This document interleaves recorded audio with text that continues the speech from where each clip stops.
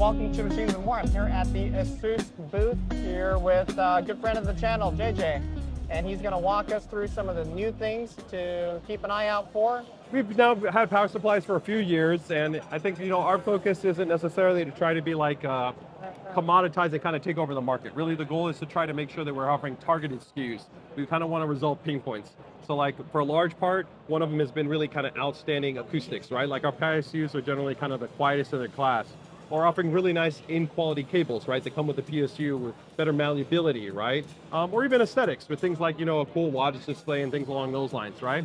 But one of the really cool things that we're doing for this next gen is we've added in a specialized, what we call GPU voltage stabilizer implementation. So how does this work? Well, let's take a look here. All right. Both of these are going to be our next generation models. This is going to be our ROG Strix model, and this is going to be our Thor model. For the smaller guys, I think this is going to probably be the one of most interest because it's going to be in, most smaller form factor chassis is going to accommodate a more compact ATX class PSU. But if we take a look at the rear, looks pretty standard, fully modular, but then you see this little pink set of pins right here, right? And what's actually special right here is going to be the actual design. So in a traditional PSU design, the graphics card is still going to essentially be getting its sense information from the 12-volt connector. But in this new design, we can actually directly read and sense the data coming directly from the GPU. So it allows the actual power supply to have much better transient response performance specific to the demands of the GPU. And when we actually measure this in real-world gaming simulation and in benchmarking performance, we actually find that you can see a bit of an uptick in performance because essentially the GPU can more quickly receive its power to stabilize itself and maintain a little bit better frame rate performance, a little bit better clock boosting behavior. What that looks like, probably somewhere about 2 to 3%. Of course, that depends on where the target ranges that you're in, but we can see a notable increase. Some other cool stuff there is these will really continue to be the quietest PSUs on the market. They are going to be leveraging GaN, which is really efficient, really big, beefy heat sinks in there, which allow these units to run really cool, but also predominantly pretty much for the majority of their fan curve, they're going to be entirely passive. So really cool additions. Both of these we should be looking to release probably later in Q3. We don't have a finalized MSRP price point. And I'd love to see commentary and feedback on your guys' thoughts. Do you guys like what we're doing with the cable approach, where we've kind of put in these nicer, more malleable, fully etched modular cables, which we do think adds a value proposition where you don't have to go out and maybe buy custom cables that might have better malleability or better flexibility, or the opposite route. Sometimes custom cables work against you because they're more rigid, right? The nylon, the paracord-based gauge, it's not necessarily always going to be the friendliest thing. So we found hopefully like a good balance of these units being that they look good, but they also allow for really good cable routing. Of course, with BTF, the big thing that we introduced was, of course, our patent pending, essentially auxiliary power connector, right? Yeah. That allows for up to 600 watts of power delivery. And the feedback that we have from people is to continue to see how can we evolve that relative to kind of form factor and layout. But the cool thing is essentially that just gives us more flexibility to kind of prioritize not only an easier installation for the graphics card, but also approach kind of the visual aesthetic a little bit differently. And so that's what you see with these. These are pretty much all kind of concept-based systems if we were to look to kind of leverage BTF. Eager to get your comments and feedback down below. See what you guys think about these systems. For sure. This one looks like an NR200 over here. Yeah, for this one. Yeah. It is a vertical Strix card, and that happens to slot right into that form factor. So that's very interesting. Mm-hmm. But this one here with the Z22 is pretty interesting because you'll actually be able to orientate it in 3 different ways. So right now you've got kind of this angle type of design. There's actually a deflector design right here which allows for more intake airflow to come in. You can remove this, so if you wanted to actually have it be kind of like flat like that, you could go that route, and if you also wanted it to be entirely vertical, you could also do that. And in addition, this is still a fully standard chassis, so you could pick your mini-itx board. Yep. Of course, we would recommend, of course, an ROG Strix board, right, for your Dash I, but you would go ahead and install that in, and then you can see right here where you would install the graphics card. And you also see we have an easy, of course, removal ejection mechanism, so you press that, pull out the card. Now, this would still support standard and essentially non-BTF-based cards. Now, one of the interesting things is on a mini-itx-based board, you don't have room for the auxiliary connector. So we actually had to develop a specialized adapter that will actually be retrofitted within that allows you to still use that on a mini-itx solution. So that allows us to still benefit from the BTF design, even on a board where we don't actually have the screen, we don't have the PCB space to put in the auxiliary connector. So it's a quick release from AlphaCode. Okay. Let's push here. External RAS system. And this is 240. yeah, 240. 240. Okay. And the 6-pin connector Yeah. for the power and protection. Yeah, it's a 48 Super. And the GPU airflow in here and outside here and here. You can see here. Fully, yeah, I think I've seen this one. Yeah. And this one's also leveraging the BTF based variant because we haven't released a ProArt based version. You don't have any. But that allows you to kind of see again that really beautiful clean integration. The cool thing that I love that he did here is that normally in our cards, nobody uses the actual rear brace mounting, actual retention, but that's actually what he's using right here. Is this part right here? Oh, wow. That's actually how we stabilize it. So if you notice, it's a really intelligent, seamless design to be able to use the actual. It looks really slick. It looks exactly. So it's a really, really just elegant design to leverage something that right now most people don't use within their chassis designs. So it was a really cool way to kind of tie in the totality of the car design. First ProArt fan. Oh. This is a serious contender. We're going to go head to head. Right now we feel very confident that this should take the performance crown. Pretty much beating best in class from whether it's Lian Li, whether it's Fantex. Feel very confident in this. So right now, timeline for this ProArt fan, I'm thinking probably late Q3 timeframe. So it's really, really cool. If you want to go ahead and lift it, it's pretty crazy. What is this made out of lead? Yeah, it's a tank. It's a lot of aluminum. Yes, yes, yes. Because of course, normally aluminum's super light, but yeah, here he totally just feels, yeah. And then beautifully like done right here, you got this the pop panel, right? Yes. Out here, in here. And your CPU cooler is a top-down cooler? CPU here. Oh, it's on the other side. Okay, oh, so it's flipped. That makes sense. This is our first 360 AIO solution that we're going to have in the ProArt family, where we already had the LC, of course, 420, which was, of course, with the triple 140 millimeter Noctua fans. Now, we're quite interesting because we're the only company, in my knowledge, that works with essentially a partner company to include fans. Most of our other solutions have their own fans, are in-house, but these, we actually aren't working Noctua this time like we do with the Ryujin or with the ProArt LC420. Here, we're actually doing the Apex. Alpha Cool Apex. So these are, of course, if you're familiar with the metal-based fan. Yep. I think the really cool thing about them, I won't recap the performance because you're aware of it, but I think what I appreciate most, and one of the reasons why we picked them, is the tonal signature. Actually, a minimal AIO concept design. So that's actually what we have right here is this minimal AIO concept design. So let's go ahead and pop it open and you can check it out.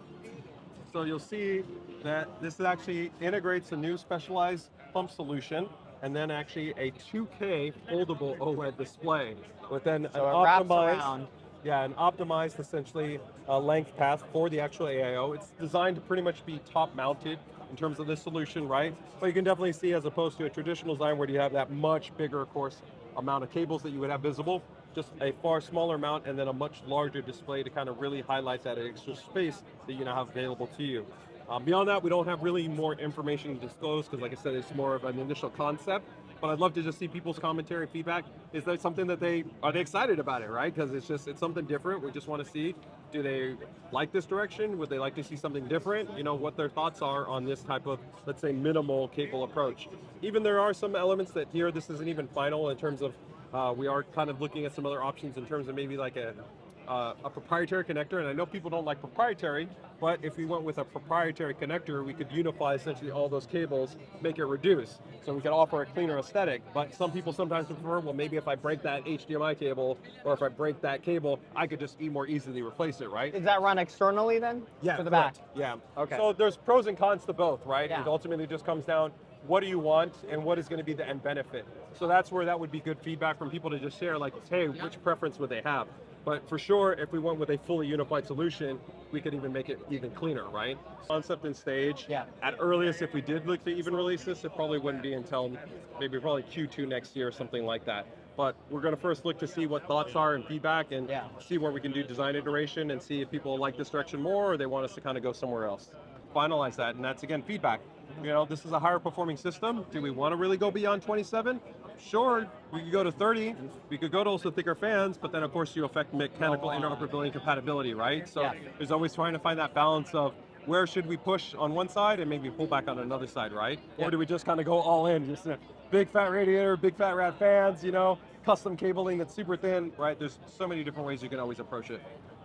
So the really cool thing that you can do here is because you're actually using an additive manufacturing process, an actual 3D printing process, you can be super precise to create actually custom cold plates that are specific to the exact kind of heat signature and topology requirements of your GPU and your CPU.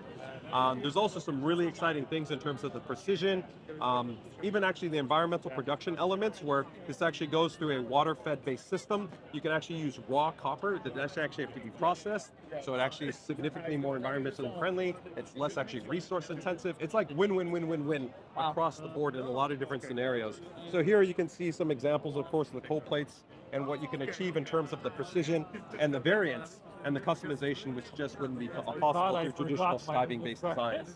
So we don't have a final target as far as saying, hey, this is going to be a product you immediately see. Here, this is kind of our first unveiling to show we want to lead with industry-leading partners to show what's possible in the next generation of cooling design. And an example of that is with our Rydergen water block, utilizing this new essentially 3D printed cold plate technology.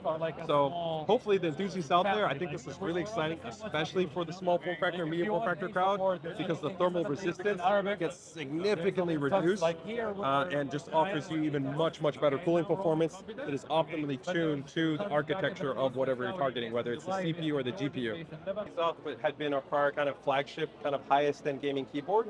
The interesting thing that we had already kind of been doing was trying to really merge the experience between what was available within the custom market and then the gaming market. So there's a lot of kind of elements that we try to go gamer-centric mentality and now custom keyboard mentality and kind of bridging those two. So the Azoth Extreme is really kind of going to the nth degree that there is nothing like this on the market. The first thing we did on the performance side is we went to the highest level of pulling rate performance. So this is an 8K wired or wireless-based keyboard.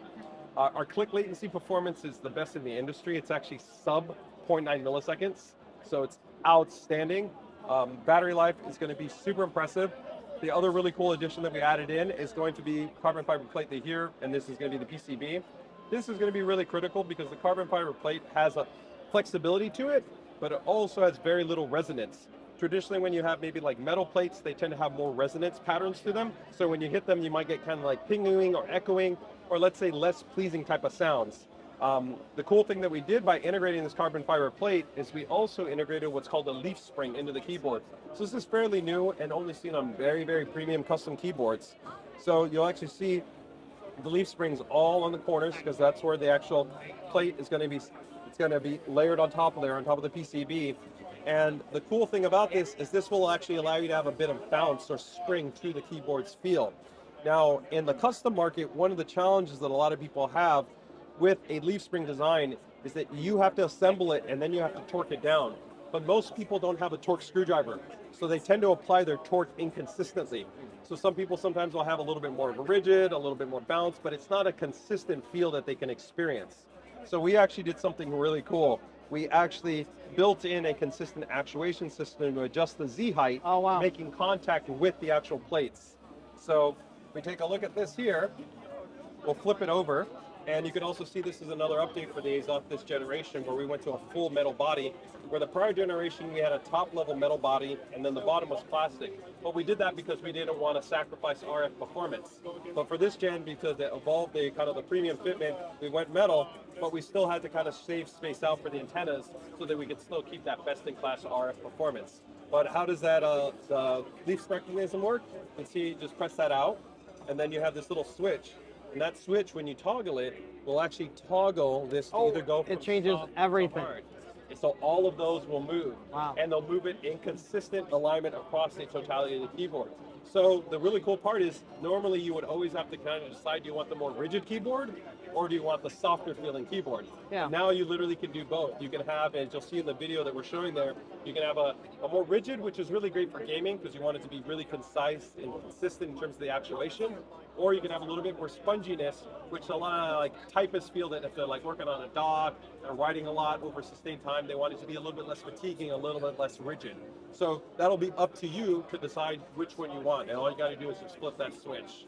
So we have two different types. We have our actually ROG NX Snow, which are going to be our linears, and then we have our NG NX Storm, which are going to be our clicky, kind of more tactile type of switch, although it's not technically a tactile.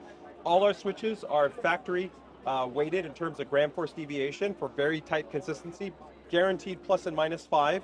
from the factory that's better than the industry average, and they're all factory lubricated, improved stabilizers, so really great experience. This is also upgraded to a full OLED touch display.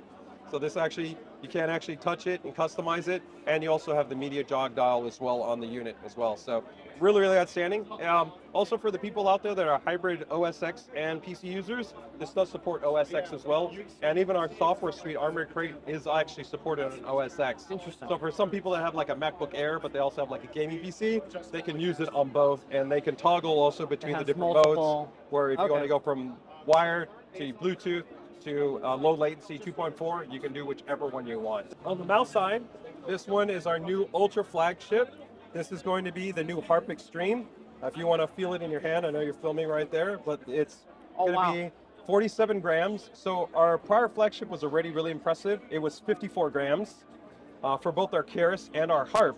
So the big thing that's unique to us is that this is true, real carbon fiber. We had to do a specialized, actually, production process where we actually not only have to bend the actual carbon fiber, but we even actually have to match the weave. So if you notice, it's been beautifully matched to even, both sides are identical, because you don't want to have the pattern be different. The really cool thing is, because when we're actually using the carbon fiber textile, it's actually done specific to each mouse in the production. Yeah. Technically, every single Harpe Extreme will have uniqueness to it, which is pretty cool. 47 grams, 42,000 DPI in-point sensor. It's the best sensor in the industry. Nobody has a higher performing sensor. We're also going to be including Corning Gorilla Glass skates on the mouse as well, but you will also have traditional PTFE skates. So this is great for any type of like woven textile surface, but if you have, let's say, like a glass or ceramic gaming surface, you don't want to use this. You would want to use the included PTFE feet. But we're actually going to give you all three. You're going to get one Corning Gorilla Glass, and then you get two different sets of PTFE feet. The Omni feet that we have here, and also this style in terms of a broader surface, but in PTFE. So you can pick the one that works best for you. It's entirely up to you. Tri-mode connectivity, which is also super rare in the ultralight category, and even the RGB wheel, which I know seems silly, but you will not find super ultra lightweight mice with RGB, which adds a little bit of flair, but it actually also does give you battery readout. So you'll actually get to see it blinking when the battery's actually going down as well. So this will also be full 8K wired and wireless. So again, absolute best performance, and that's the reason why we kind of call these the extreme models. The pricing and availability. For both of these, we should be looking at Q3. For the Azoth Extreme, right now we're targeting $499, so that's about double the price point of the original Azoth, which doesn't go away. Still a fantastic option, but tons of upgrades here. And then for the mouse, our current Harpe Extreme right now generally is about $130. It can also be upgraded with the polling rate booster, but this model will be coming in at $249. So I just want to say big thanks to JJ for walking us through all the new stuff. A lot of cool things. A lot of them you will see on the channel soon. I remember, leave some comment and feedback down below. We are really interested. Let us know. What was your favorite thing that you saw? Or definitely, if you would like to see something that we didn't show, or maybe kind of like tweaking it or tuning it or add something to it, we'd love to hear that feedback, man. So thanks for stopping by from Computex 2024, man. Thanks, and we'll see you soon.